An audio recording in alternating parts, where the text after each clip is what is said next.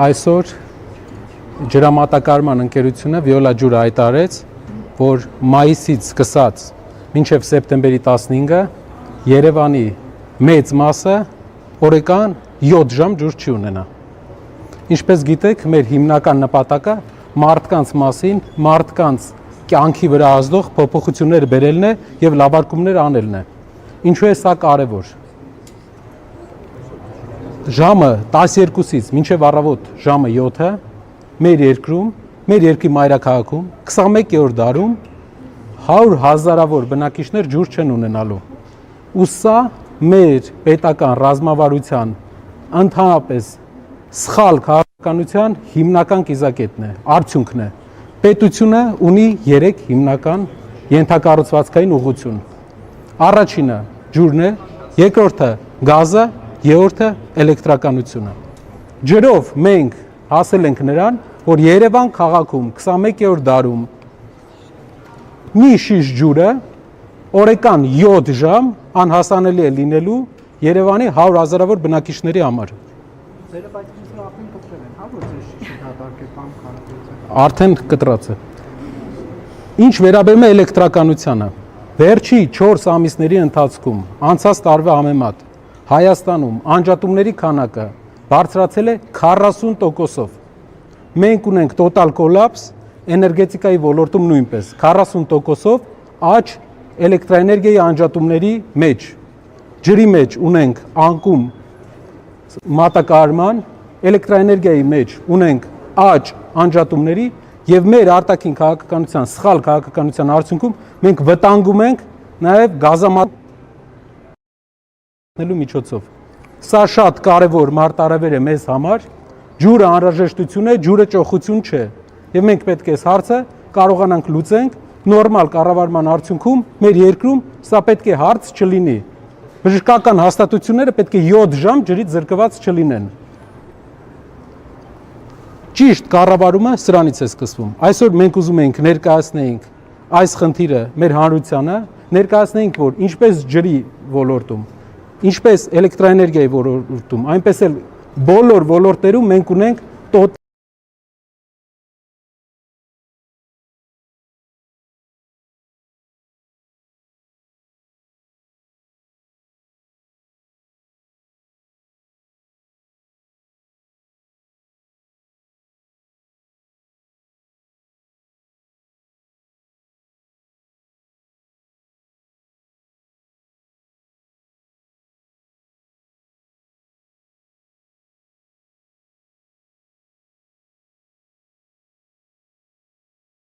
տոտալ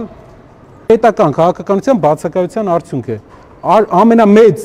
ամենաջրառատ երկրներից մեկը տարածաշրջանի չի կարող բախվել այս խնդիրներից մեկը տարածաշրջանի չի կարող բախվել այս խնդրի հետ։ Ջուր կա, կառավարում չկա մեր երկրում։ Պարոն Կարապետյան, քաղաքացիները անխնայողաբար չեն օգտագործում ջուրը։ Օրինակ, գյուղերում ես տեսել եմ, որ գիշերային ժամերին երբ ջուրը եղել է, այսպես իրենց այգիներն են բաստողում, ոռոգում են եւ այլն։ Մինչդեռ ոռոգման ջուր կա, չէ՞, տրամադրվում, այսինքն խմելու ջրով ոռոգում են նաեւ այդ իրենց։ Դուք պատկերացրեք 5 միլիարդ կուբամետր Հայաստանը ջրի պաշար ունի, ամեն տարի վերականգնվող։ Մենք ընդհանրապես օգտագործում ենք 170 միլիոն կուբամետր։ Չի կարող Հայաստանում ջրի խնդիր լինել։ Անկամ այն բանը, որը Հայաստանում շատ տարածված ու որը Հայաստանում որևէ խնդիր իրենից չի ներկայացնում, անկամ այդտեղ մենք ունեցանք կոլապս մեր երկրով։ Կորուստների նվազեցում, ինչպես եղել է ժամանակին էներգետիկայի մեջ, ժամանակին 20-30% կորուստներ է եղել։ Իջել է 6%-ի։ Կորուստների նվազեցման քաղաքականությունը պետք է լինի էներգետիկայի գծով փոխնախարար, պետք է լինի էներգետիկայի գծով նախարար ընդհանրապես, պետք է լինեն պատասխանատուներ, ովքեր աշխատում են ջրային կորուստների նվազեցման ուղղությամբ։ Ինչպես կարելի է 65% կորուստ ունենալ ու մարդկանց ասել ջուր մի սպառեք։ Բայց կարծեք Կարապետյանի թեմայով ավելի մեղմ է Վիոլա ջրին, քան օրինակ հեծին են դեպքում, երբ որ դուք երկիստեր եզակի օպերատորներ եք։ Ինչով ասա պայմանավորված։ Սա ընդհանրապես կառավարության քաղաքականության ձախողման վառ օրինակ է։ Յուրաքանչյուր վայր, յուրաքանչյուր տեղ, որտեղ ուզում եք ձեր մատը դրեք, կա ձախողում։ Ինչպես կարելի է 7 ժամ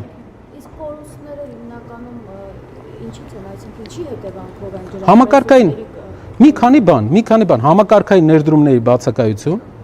Մենք մեծ ներդրումներ ենք արել, որ իջնենք էներգետիկայի մեջ 6% կորուստի։ Համակարգային ներդրումների բացակայություն, ճիշտ կառավարման, պետության մոտեցման, խիստ մոտեցման, այն մոտեցումը ինչ որ էներգետիկայում է եղել, էներգետիկայում պետության մոտեցման տարբերությունը ճիշտը որ ասեմ, ավելի շատ կառավարման մոտեցման տարբերությունն է շատ մեծ, եւ մենք տեսել ենք այն արդյունքը։ Երբ մենք ասում ենք որ կորուստը ցանցերում 6% էր, մարդիկ մտածում են դա այդպես էլ պետք է լիներ։ Բայց մենք հիմա ջրի մեջ տեսնում ենք թե ինչ է կատարում։ Ներդրումային ճիշտ քաղաքականություն, որպեսզի հասկանանք Երևանի ամբողջ կենտրոնը սնուցվում է տասնամյակներ առաջ կառուցված ու շատ վատ վիճակում գտնվող կուկուրուզնիկի կողքը գտնվող ջրամբարներից, որոնք տասնամյակներ շարունակ չեն վերականգնվել, վերակառուցվել։ Նաև օդի հյուրեր են պատտվում, որ Գառնուջուրը հարևան ոչ բարեկամ երկրներին են տալիս, այն ձեր կարծիքը սրա վերաբերյալ։ Ես չունեմ այդպես ինֆորմացիա, գիտեմ որ 2024 թվականի դեկտեմբերին համաձայնություն է աշխատանք է սկսվել, դա Ադրբեջանում Ամերիկայի դեսպանատունն է հայտարարել, որ համագործակցություն է սկսել ջրօգտագործման հետ Հայաստանի եւ Ադրբեջանի միջև, բայց այդպիսի տեղեկություն իհարկե չկա։ Կարպետյան, այս թեմայով մենք այսօր շփվել ենք քաղաքացիների հետ ջրի թեմայով։ Արմատ մեդիան հարցումներ արեց մարդկանցից, կարծիքներ փորձեցինք ճշտել ու բավականին այսպես դժգոհության ալիք կա։ Հիմա ուզում եմ հարցնել, հնարավոր համարում եք օրինակ ընտրությունների նախընթաց իշխանությունը փորձի լուծել այս հարցը բանակցություններով եւ այլն եւ նախընտրական դիվիդենդ։ Դե կարծում եմ կարելի է շարունակեմ հարցը, ոնց որ թոշակների դեպքում անդադ բարձրաձայնեցիք եւ ի վերջո 10,000 ու չնչին դրամով, բայց բարձրացեցին։ Հնարավոր է նաեւ այս դեպքում աղմուկը մեծ լինի եւ մենք ամեն ինչ պետք է անենք, որ մինչև մայիսի սեզոնը կարողանան այդ հարցը լուծման գալ։ Թոշակների առումով ես համարում եմ, որ սա ընդհանուր ընդդիմության եւ իշխանության կողմից վտանգի զգացողության արդյունքն էր, որովհետեւ որpիսի դուք պարզ հասկանաք, պետական բյուջեում չկար դրված թոշակը բարձրացնելու ծրագիր։ Պետական բյուջեն ընդունվել է 2 ամիս առաջվա ծրագրով, մենք չունենք թոշակը բարձրացնելու, պետությունը չուներ։ Եվ մենք սա համարում ենք հաղթանակ, մենք ուրախ ենք այս փաստի համար, որ վերջապես այսքան տարիներ հետո թոշակի այսպիսի բարձրացում եղավ։ Բայց դա նախընտրական դիվիդենտներ չեն։ Ընտրությունների օրը հայտարարել։ Ասեմ։ Դուք թող մարդկանց համար դրական ազդեցություն թողնի, մարդիկ ովքեր 35,000 դրամ են ստանում, թող իրենց համար դրական ազդեցություն թողնի, մեր մարդիկ ունեն բարձր իրավագիտակցություն, բարձր գիտակցություն, կարծում եմ, որ ինչ էլ ուզենան անեն, մարդիկ իրենց կարծիքը կասեն, բայց վերջապես մարդկանց դրական արդյունք եղավ։ Այսքան տարիներ հետո լուրջ փոփոխություն եղավ։ Բյուջեում չնախատեսված աճ ճնշման արդյունքում, վտանգ զգալու արդյունքում իրենք նախատեսեցին եւ թոշակները բարձրացրեցին։ Սա չէ հաղթանակը, Նարեկ ջան։ Դուք նշում եք, որ 8 տարի մատին չէին տալիս թոշակ բարձրացնել համար, բայց չէ կարծում, որ ձեր այս հայտարարությունը մանիպուլյատիվ է այն առումով, որ 2018 թվականին թոշակը նվազագույն եղել է 16,000, կարծեմ 600-900 դրամ, բայց այս տարիների ընթացքում հասել է մինչև 21 թվականին իրենք հայտարարել են, որ միջին թոշակը պետք է լինի 60,000-ից ավել։ 21 թվականից հետո 5 տարվա ընթացքում միլիարդավոր դոլարներ ռուս-ուկրաինական պատերազմի արդյունքում Հայաստանի բյուջե մտնելուց հետո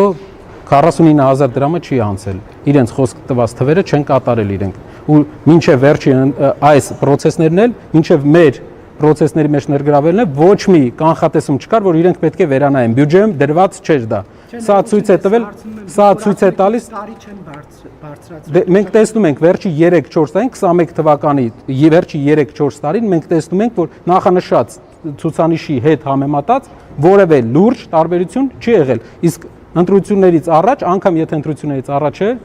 այս աճը մենք ողջունում ենք, սա հաղթանակ է, սա ճիշտ քաղաքականություն է, լավ կլիներ, որ սա նաև հակառակ համեմատական ունենար պարգևավճարների հետ, պարգևավճարները վերանայվեին դեպի նվազում, իսկ թոշակները վերանայվեն դեպի ավելացում։ Սա մեր կողմից, մեր ընդդիմադիր նաև որոշ գործընկերների կողմից աշխատանքի արդյունք է, նաև վտանգի զգացողության արդյունք է։ Բայց չեք կարծում, որ անհավասար պայմաններ են, իշխանական լծակներ են ի վերջո կիրառում նախընտրական շրջանում։ Գիտեք, եթե այդ լծակները բերում են մեր ժողովրդի բարօրությանը, թող կիրառվեն։ Պարոն Կարապետյան, արգելեցին օրենքով բարեգործություն անել որոշ ժամանակ առաջ։ Իսկ հիմա իրանք կարծես թե այսպես դիտարկում է, թոշակներն են բարձրացնում եւ մարդիկ, քաղաքացիները, փորձագետները այսպես կարծիք են հայտնում, որ սա օրենքով ընդունված ընտրակաշառքի ձև է, լեգիտիմ ընտրակաշառք է։ կա բարձր գիտակցություն մեր հասարակության կողմից եւ դա չեմ կարծում որ կունենա այնպիսի ազդեցություն մարդիկ կհասկանան որ մեր երկրին պետք է ակտիվ ուժեղ տնտեսություն որպեսզի կարողանանք հետագայում էլ բարձրացնենք մեր տնտեսության կողմից սոցիալական ոլորտին տրվող ֆինանսավորումը դրա համար պետք է ակտիվ տնտեսական քաղաքականություն ընտրությունից ընտրություն բարձրացնելը դա լուծում չէ ել եմ ասում անգամ այս բարձրացման արդյունքում որի համար մենք շատ ուրախ ենք մեր երկրում ամենանվազագույն զամբյուղին դեռ չի ասել միջին թոշակը Ձեր իշխանության գալու պարագայում նվազագույն կենսաթոշակը ինչքան է կոստում Մեր քաղաքականությունը այսպիսին է Հայաստանում կա 500,000 թոշակառու եւ 500,000 մոտ թոշակառու որից տարիքային եւ նաեւ հաշմանդամություն ունեցող եւ մոտապես 800,000 գրանցված աշխատող որից 600,000-ը մասնավորում 200,000-ը պետականում որպեսզի մենք կարողանանք մեր քաղաքականությունը ինչու է կայանում նոր աշխատատեղերի ստեղծման քաղաքականություն նպատակը ինչ է եթե 200,000 300,000 օրինակ 3 տարում 200,000 5 տարում 300,000 աշխատատեղ ենք մենք ստեղծում ենք մեր երկրում դա դնում է միլիարդավոր դրամների եկամտահարկի վճարում որի արդյունքում մենք կարողանանք վերանայենք սոցիալական վճարները եւ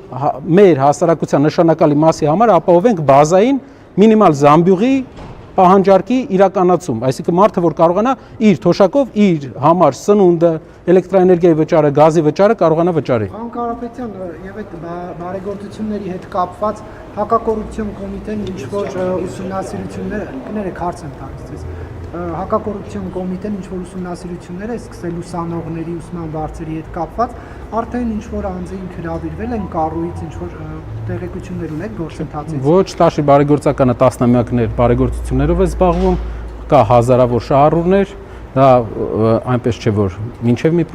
պրոցեսից հետո մենք այդպիսի մտահոգություն ճիշտ որ ասեմ չունենք։ Ես ուղղակի նայում եմ որ այսօր ունենք միջոցառում ենք երիտասարդների հետ ու ներկայացնելու ենք մեր տնտեսական քաղաքականությունը երիտասարդներին, եթե դուք ժամանակ ունենաք եւ լուսաբանեք, մենք ուրախ կլինենք, նաեւ հետաքրքիր կանցնի դրանից հետո երիտասարդների տեսլականը փոխենք։